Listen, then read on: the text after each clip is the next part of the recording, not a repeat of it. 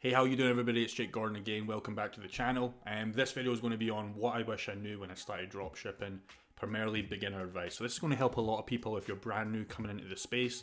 There's a lot of people, really getting dived into dropshipping right now. Same as last year and same as every year, right? They're thinking about a new opportunity. And this will help a lot of you guys out when you're getting started. So I hope you get some value.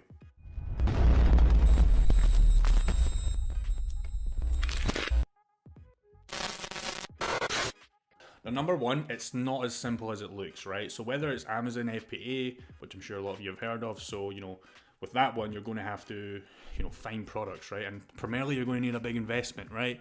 So it's never as simple as these gurus make it out to be with that one. With ecom, same again, people just think you can put a store up together, but how are you bringing the visitors, how are you getting the sales, right? You can't just put up an ecom store and expect sales. It's not going to work. Or SMMA, which is pretty much running ads for clients. Thing with that is, same again, gurus make it look super easy. Where are you getting the clients? So how are you getting clients, right? So nothing is ever as simple as it looks, which keep that in mind when you're starting a new business model, especially your first time coming in with limited budgets, right? So you're not going to just open a store up and sales will come. It's not going to happen, right? So it's an old saying, like anyone can be successful, but not everyone will become successful, right? So the whole reason with ecom is I see a lot of people jump in and then 1 month, 2 months down the line, they're out the game, right? Just because they didn't test enough. Like, you're not going to jump into this and just get a winning product off the bat. If it was me, it took me 2 years to even find my first winning product. It actually took me a lot longer than that. I was, doing this once I was 17, 16, and then I gave up for a few years, and then I came back into it when I was 21, 22, right? So, I've only been really, find success after consistently testing and finding what works. Now, to be fair, I did come off Facebook ads and swap to Google. That did help me out, because that just worked a lot better for me. So you've got to keep testing, not just products, testing different ad strategies and testing everything, right? You can't just jump into this, expect to launch a product and sales to come in. It's not going to actually happen, because remember, only 1% of people will actually succeed and make this their full-time gig. Ecom lifestyle, it's not supposed to be for everyone, man. It's like anything, you're going to have to keep testing, and only the people that climb up all these hurdles are the only ones that are going to get to the end of the finish line, right? So keep that in mind when you're starting out, and don't get discouraged. Just keep testing, and eventually you will become part of that 1%. It just has to happen, right? So step number 2 is going to be, don't use Facebook ads if you're brand new. You will get wiped out, right? So if you're coming into ecom, which a lot of people are, and you've got maybe $200-300 and that's your maximum budget, that can really go in a week if you're doing Facebook ads, right? And if you're brand new to Facebook ads, Facebook ads are great, but if you're brand new, you're probably going to waste the whole budget. It's going to blow the whole thing, and then guess what? You're going to be back, and that 99%, you'll never touch it again for most of you, right? You'll just get discouraged, right? So don't do Facebook ads if you're brand new. What I would recommend, I made that mistake, by the way. I wasted so much money on Facebook ads, and it just didn't work for me because I didn't know what I was doing, and then I gave up. So if you're brand new, I would say focus on IG shoutouts. Now, I don't personally do this, and now I've never really done IG shoutouts. The problem with IG shoutouts is there's a lot of time messaging people, big pages, and a lot of non-replies. It can take sometimes days and days of messaging to actually get a reply, and then for them to agree on the price. But it's a much cheaper alternative, and you're probably going to get some sales if you do it correctly. All you need to do is find a page that resonates well with the product, shout it out, agree a price on how many followers they have, and that will be a good start. It's not going to be a big massive budget, and it can get you some momentum, get you some sales, so you're more confident, and then you can come to the Facebook ads if you want to do that platform. Or if you want to go for Google ads, like I said, it's not as easy as IG shoutouts because you still have to set the thing up, but in my opinion, it's always been much cheaper, and it's more simply to understand. Like the Facebook ads manager, if you're brand new and you go into that thing, you're going to be confused, man. It looks like a new machine, it's like a new phone. You don't know where anything is, right? It's very confusing to understand. Google can be the same, but in my opinion, it's a lot more easier to understand. Step number 3 is you're going to have to test more than you think, and this can become overwhelming. So just kind of like step number 1, stuff that is working for others, it won't necessarily work for you, and vice versa. So stuff that you won't think work will actually end up working. It's super weird. Just trust me in that. The only way you can overcome this is keep testing, right? So keep testing.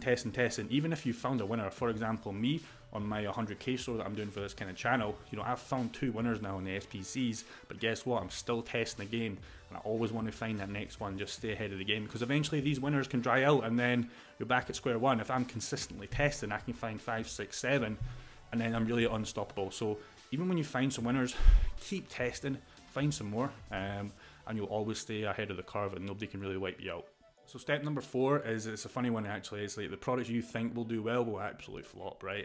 It's all, I guarantee you this will happen. So if you think a product's going to do super well and you're super confident about it, and then you start testing, guarantee nothing will happen. And it's always the weird ones that do super well. Like, it just always happens. For example, in my campaign I'm running right now, I've got a super weird product. I just kind of added it, like, I might as well add that, and it's already in an SPC, getting consistent sales daily, and I'm really, beginning to scale up. The products that I thought were going to do well ain't really doing well. They're getting a few sales, but they're nowhere near the products that I think will just do crap. And it's super weird how this 99% of the time always happens, right? So, but don't have any, don't get emotional, don't get attached to them. Just add. The more you add, the better you will be, right? So the more winners you find, the more your brain will literally be open to more good products, right? And then the more you do that, and the more you do that, the easier it gets, and that's how you can always stay ahead and beat everybody else, okay? Step number 5, nothing is random, right? So the people that you see on YouTube, or like in Facebook groups, or anywhere, they make it look insanely simple. You might think I make it look insanely simple, but that's because it's not random. It's all a strategy, and it all comes back to testing and testing and testing. Your brain gets smarter. You know what more products to find, right? And then once again, it just goes to the testing phase, right? So test as fast as possible. The more you do, the quicker you'll be to getting that 1%, and the more success you will have, as years to come, right? And that just goes as well as, don't waste a lot of time in the front end bullshit. Don't see a lot of people thinking about the store name, trying to make the logo look perfect, making their homepage look good. Doesn't matter too much, because I guarantee you, when you start out and you waste 3-4 weeks, and believe it, people do take that long to get it going, be completely different the next month, right? Because what's going to happen is, if you get testing phase now, you're going to know what's working out for you, and what you did a month ago, especially if you're brand new, you're going to be completely changing the whole beast, right? So don't waste time on all this front end bullshit. 2 days maximum if you're brand new. So find a couple of YouTube videos, setting up the store, getting familiar with everything is, putting a logo in, theme on there, homepage, blah blah blah. But that's all you need. It's not taking 3 or 4 weeks, because like I said, everything is going to be completely different from a month down the line than what you're doing right now, especially if you're brand new. And then, as you progress and get some sales and your brain starts working, it's going to change again. So don't waste a lot of time in the front end bullshit, because I guarantee your first store, it's not going to be your last store. It never is. It's always, even stores that I do now, there's always more stores to come, and there always will be. So don't waste a lot of time in the front end bullshit. That is important, but it's not as important as getting in the testing phase and finding winning products as fast as possible. Number 6, the last point I want to make is, who are you learning from? So if you're doing a course, or even if you're learning one-to-one with a mentor or whatever, make sure that they're always physically doing this themselves. Even if you're not paying them, that's still important, because you don't want to, even if it's just a friend, if they're not physically doing this and actually making money, you're stagnating, right? You're not progressing, right? So always make sure, if you're learning from somebody, even if it's free, like a YouTube video, that they're physically doing this and they're actually making money, and they can prove that. Because if they're not, what's the point? You might as well just, test on yourself, and you'll trial and error, and you'll get a lot more better. So yeah, dude, that was my video on what I wish I knew when I started dropshipping. If somebody made a video like this, it would have been super, super important for me when I was starting out.